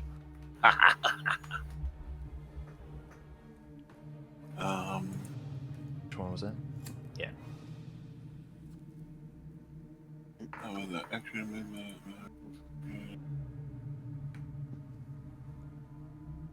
Can I, with my bonus action, Mm-hmm. telekinetically pull Rowan diagonally Then towards me? Because when I pull with my telekinetic shove, they're supposed to not get a attack, right? Because they're not moving. It's me pulling. Correct. Forced movement does not invoke attacks of opportunity. I want to pull my boy out diagonally if I can. All right. yeah, boy. Yeah, boy. My boy. I mean, ultimately, it would come down to. It's up to Rowan if he would contest that if he really wanted to stay there. Otherwise, I believe.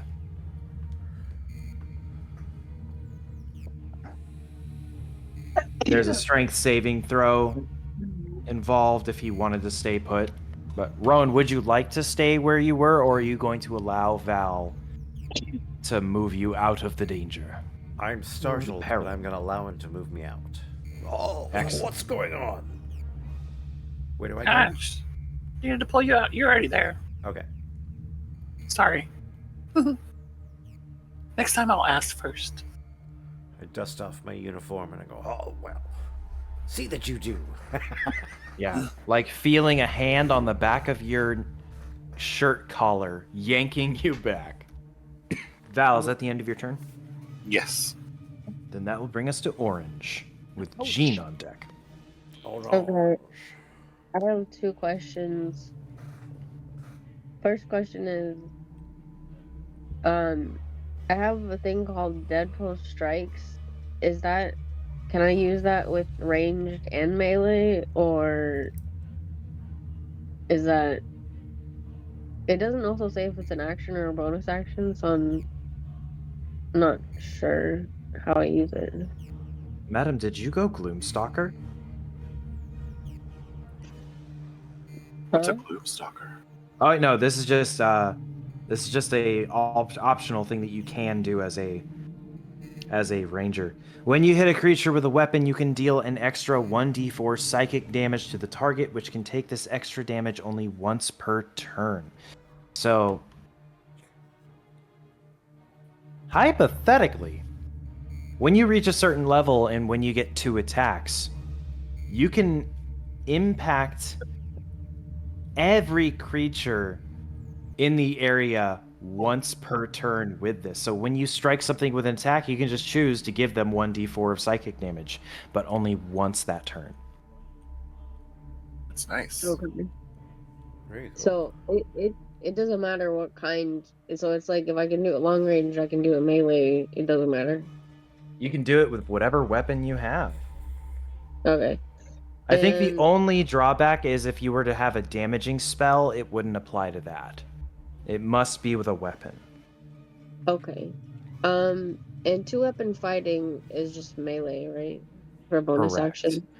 And Okay. the restrictions are that they have to both be light weapons. So in the instance of Gene doing it, it's because he has 2 daggers. It has to be a weapon that is very light. Just for future reference, is it, you think it's called a rapier? Is that considered light or no? I don't believe a rapier is classified as a light weapon. I am going to double check very, Just very curious. quickly. Is like a rapier like a finesse weapon? It is. Large. So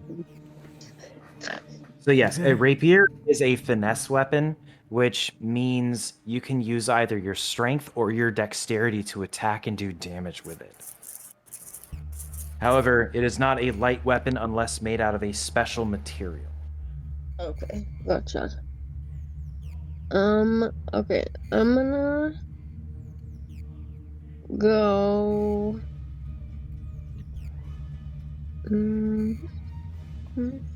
Who's like the person who has taken the most damage? Like, who needs help the most? Would be me. You know? Okay. Pretty sure. What's your health at? 26, Out of how much? 31. Why? Where you at? I'm nowhere near as bad as him. I'm at 41 out of 44. That's why I was like, Oh, I just heard low number. I was like, what is his health at? Rowan, are you good? Just checking in. Okay, Rowan seems pretty far away though. So I'm gonna go. Sorry, if you were talking to me, I'm at full health. I haven't taken any damage. Yes, our little one is being quite safe. I'm gonna go here.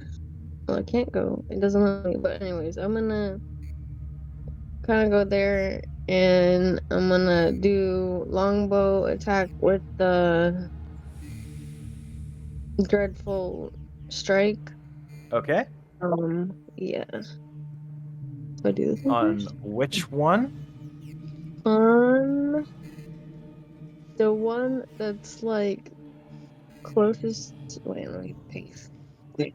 Just click and hold over the thing. Okay. So the one that's like right below G. Okay. Okay. Let's see what happens.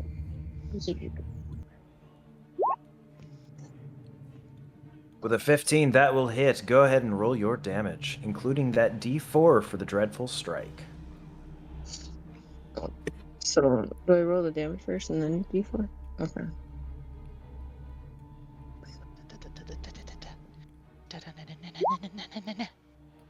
Nine. Oh, go down. 9. Sounds like a ride. Come on, like Gears of For a massive 12. And you skewer that beetle, taking it across the room with your arrow, pinning it to the wall as it dies. Is it bad that that made me think of the little meat stealers? Yep. I don't judge. I'd eat a bug. I wouldn't. Yeah, I would too. I mean, if it was prepared and, you know, the way that people that eat bugs eat them, I would eat it. But I wouldn't like pick a bug off the ground and put it in my mouth. I've sadly done that. Oh, delicious and dungeon. Yeah, that's what we're All right, so Orange, is there anything else you'd like to do? No. Excellent. So that will bring us to Gene. Attack the one right next to me. Sorry about my Just, work. just let the Wookiee win. That's what I felt. All right, roll an attack for me. Are you Or Oh, you used up all your good luck. sure did. You attempt to attack this bug, but as you stab down, it jumps up like onto your arm. This bug can actually talk. I'm gonna go with 2 weapon fighting and go for the knife. All right. You kidding me? Oh, he rolled double sixes. Let's hope he doesn't roll a third one. You're trying to fight this bug off, and it's just crawling up onto your chest, getting ready to bite your face. And eventually, you kind of just do that slapping motion to get it off, and it falls back to the ground. Eventually, turning itself back over and squaring up against you again. Oh. Nightmares. You bitch slapped me. I'm gonna bite your fucking dick off. Oh my Whoa. god. Oh my What? god. It's a vulgar bug. Oh. Hey, Anything else, Gene? I'm just gonna. Wait, do I get hit if I step back? You will. No. Oh, okay. nibble, nibble. Here comes the diddle. Did you already use your bonus action? He had used his bonus action for his second attack. Yeah, I was hoping it would hit, but getting 2 1s in a row is like, okay. There goes my luck. Alright, All right. that will be it. I won't move or anything. All right. That will bring us to Rowan. Yes. Now that I've been pulled out of danger. I'll protect you. I was going to use my Warhammer again, but I will do a tasty guiding bolt. Let's see. So tasty. Sword. Oh, you can move back if you want to use your Warhammer. You can move back in. Oh, let me move back in, and then I can move back out, because I was spared that. I was just concerned for your well-being, He's okay. and I wanted to use my bonus action. Okay. Yeah, boy. My boy. All right. With a 15, that will hit. Go ahead and roll your damage. Oh. Another splatter of bug guts.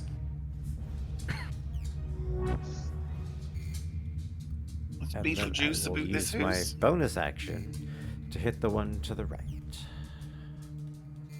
Not Pinky. Oh. All right. Remember, if they're pink, you have advantage.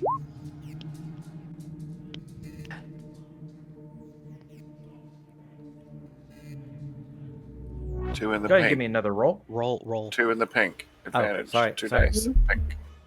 Oh. It was supposed to be better, not worse. That's why I love this game. You never know what you're gonna get. Yeah. Just to, you can't silvery barbs an attack, right? No, you cannot. You cannot. Silvery Barbs specifically makes you take the lower number. Uh-huh. And it will not help you if you're trying Oh. to better your odds. Okay. It actually says in there you can only cast it on a successful roll, Mhm. Oh, okay. not a failing. Yes. But I So as you go can't. to attack the other, your efforts fall on the floor next to the still living beetle. Oh dear. Oh dear. So I'm gonna move back to where I was in safety. All right, that is going to invoke 3 attacks of opportunity Don't do Ow. that. Don't do that. by Oh, exiting their that melee one, range. that one, and that. Okay, I'm going to stay here. I'll stay. I also I'll like to stay live here. dangerously. Rowan, nar, Nar. R&R. nar. All right, so if that is the end of your turn, I think I'm gonna turn invisible. yeah. Right in front of him. Right in front of them. And not I'm move. going to hidden step. Even if he doesn't move, it still imposes disadvantage. Yes. Oh, that's All good to right. know. So, getting down the list of our initiative order, we've got that one over by Gene, who's going to make an attack for a natural 20. Oh, ow.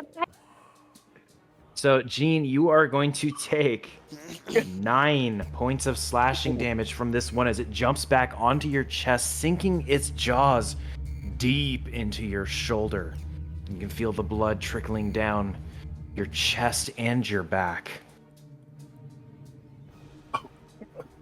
No, I'm dying. Jade, That's I will fun. heal you after the battle. Yo, That'll bring us Chad. to this Yo, one back. here, Yo, who's going to look where Rowan was, see a viable target in Vainheart, I'm just gonna wait. attempting to bite, biting onto a greave that you have covering your ankle, ineffectually, and maybe affectionately, gnawing at the metal. Oh. Oh, can As I we keep move this on one? to this one here, who is going to attempt to move but bumps into Rowan, realizing he is still there, Mm. but finding nothing as it tries to bite. Hmm. And now we got one that's going to target Tradoroh. Rolling a 2 isn't going to do it. And thus, Vainheart. Follow your heart. Vain. It is only half my name. Heart. So if I move here, I'm still within melee range. I'm not gonna get attacked, right? Correct. Okay. I'm gonna move there. And yet again, this time instead of yelling out shit, Vainheart is going to simply utter the word cleanse. All right, so that's going to be 3 saving throws on my part, which are going to be an 8, an 11, and a 12. They all fail. Fantastic. Go ahead and roll your damage. Doing For another 3. So this guy gets 3 and stays up. This one's going to take 3 and stay up. But this one is Aw. cleansed. The one I wanted to keep. It is cleansed. All right. Too good for this world. Tim. I was gonna name him Thistle. Alright, I think that ends my turn because I don't have a bonus I can do. No, because those would both be a waste. Yeah, that's gonna be it. I end. All right, Big T. I'm gonna move right here, and then I'm gonna start swinging. All Recklessly. right. Swang that big wang. Damn. With a 20, that will hit. It was 2 15s.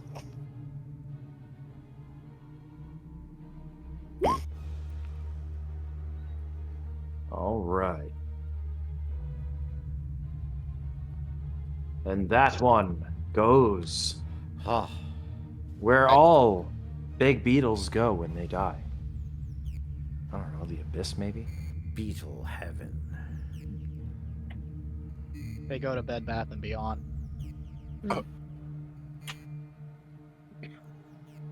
Not a trademark, not a sponsor.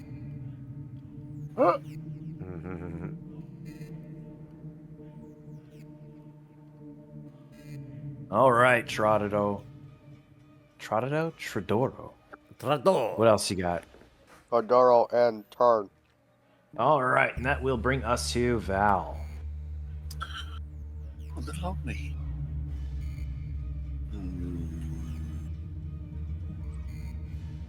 I'm gonna move down one and firebolt. Why is it working? Firebolt this one. Okay. What's happening? Natural 20! Fantastic. So we are taking the maximum value of the dice roll of your firebolt and adding another dice on top of it. So it's going to baseline do 10 plus 6. 9. for overkill at 19 points of damage. There isn't even ash left behind. Wow. It is evaporated. When I kill them, they stay dead. And Val, job, Val. as you watch this thing just completely incinerated, you just hear a laugh in the back of your head. Good job. Oh, What? My gosh. Is Val going crazy? Can you hear voices? that's the end of my turn. All right, Orange. Okay, I'm gonna move right. So wait, 5 right here. Yeah, and I'm gonna do sorry. Yeah, okay. I'm gonna do longbow with the dreadful strike. Okay, go ahead. Roll your attack for me. Yeah. With a 21, that will hit. Please roll your damage.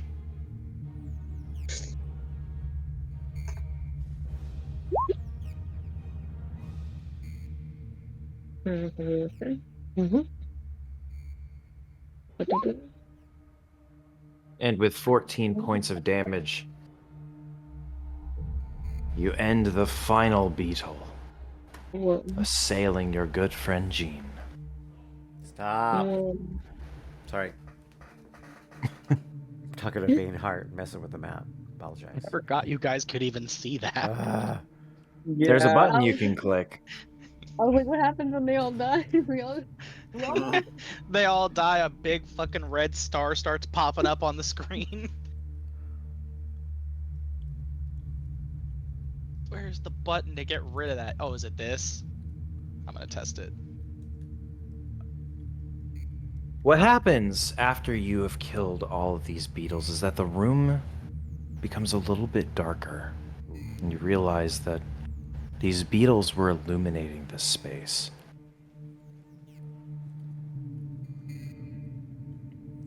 Is that light But on after- my sword still there? It is. But nothing else seems to happen, as now the room is devoid of anything aggressive or moving outside of your present comrades.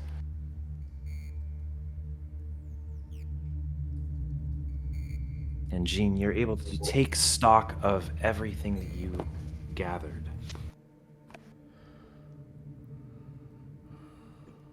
Looking at what you have, the broken pieces of crystal, likely worthless. Not even sure where they had come from, really. 3 large chunks of turquoise could be valuable. But as you look at that dagger you picked up, the rusty blade, the chipped edge, it actually looks pretty vicious, although you question how long it would be useful, as one wrong move and that blade appears like it could break. This is functionally a +1 dagger, but on a natural 1, it breaks. And It ran- becomes he rolled to unusable. move those. Mm, Hey Jane, just hold on to it. Maybe a blacksmith can repair it. that's what I was thinking. Because I would like to have this. You should Just totally don't roll keep a it. 1. Just don't roll one. Yeah, just don't roll any more ones, yo. Also, Got it. Jean, come here. What? I'm going to lay my hands upon him and just give him 11 hit points of health. Why are these religious types always putting their hands on people? I know, right? It's weird. Weird. Creepy. If it helps, my hands are only on his shoulders, guys. That's all I Oh, got. not on his cheeks. No, I don't do what Rowan does. Oh, that's good medicine. I don't want that medicine. Ugh. Thank you. I'm gonna turn invisible again. Aren't you already invisible? Oh, No, welcome back. visible. Oh, visible.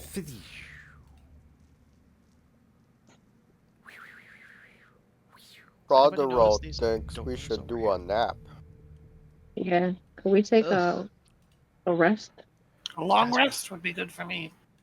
I would Well, love unfortunately, one.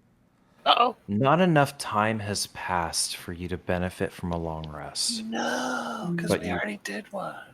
Yeah, back in Yeah. the chamber with the I forgot. How much time that has it been lovely since then? siren. Wait, did we do a long rest in the past 2 sessions? Yes. The last one. The last one. When you guys weren't here for, we did a long rest. Then I get one more slot because I came in with 1 slot, you know. But you may we- take a short rest if you feel that it would benefit you to do so. I wouldn't mind. Yes. Okay. What's Anything's here? better than nothing. Skip on that. Now, the corridor that Jean and Vainheart have returned to.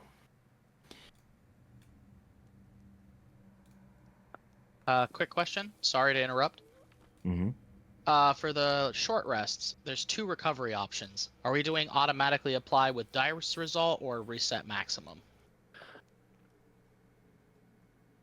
It would be automatic recovery with dice. However, I'll warn you, it doesn't always work.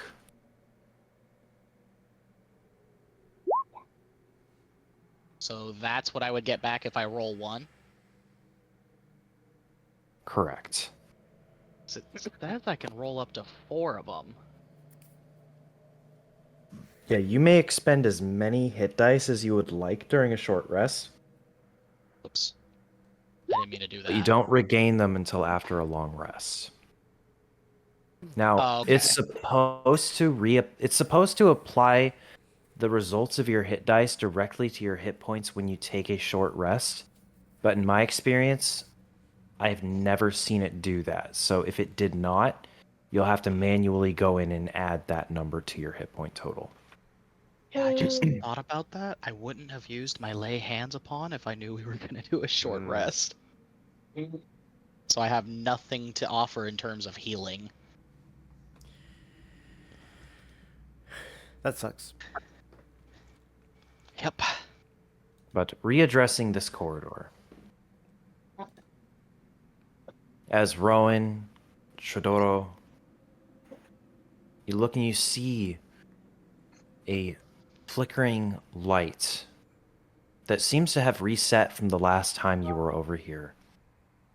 But as soon as you're within its view, perceivably, it again starts moving away from you. And Rowan, you recognize this as you've encountered that similar will-o-wisp type creature and have warned against previously that they are known for guiding people into traps or dangerous situations.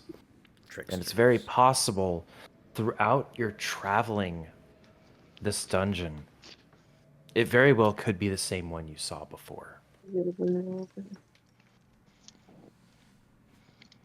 What do you 2 see up there? I see trouble ahead. Don't Is see it the- anything. Is it the wisp again? Whatever it is, it isn't good. So that begs the question. Are we following it or are we leaving? We are following it.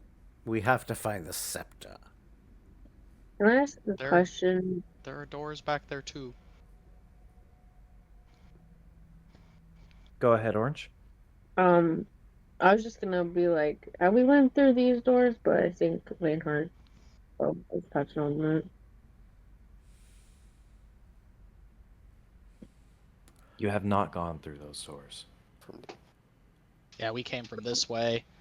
We started going this way. Then Gene got his treasure there, and then these doors over here we have not touched. Do we want to try these ones? I don't care. That's fine. I was I just would picking a say- direction. Let's Switching at it least just, yeah, like let's just open them and at least see what's on the other side. Mr. Wispy, we no trust Mr. Wispy. Okay. So opening up these doors. Tradoroh, get over here. Oh, Oops. there you are. up. Oh. Bears. Hold on. But Try are they to get going? rid of that. Are they going up or down? Maybe neither. Enter, or Sideways. rather, opening this door, you can see a series of stairs that ascend away from you. Very gently sloped staircases. But what is beyond this staircase? We'll have to wait until next time. I'm When going we down. reconvene. Dun dun dun. Cliffhanger. And I look forward to seeing you all then. But until then, I'll see you next time. Thanks, Good Charlie. night. Thank you. Bye. Good night, everybody. Night. Have a great weekend.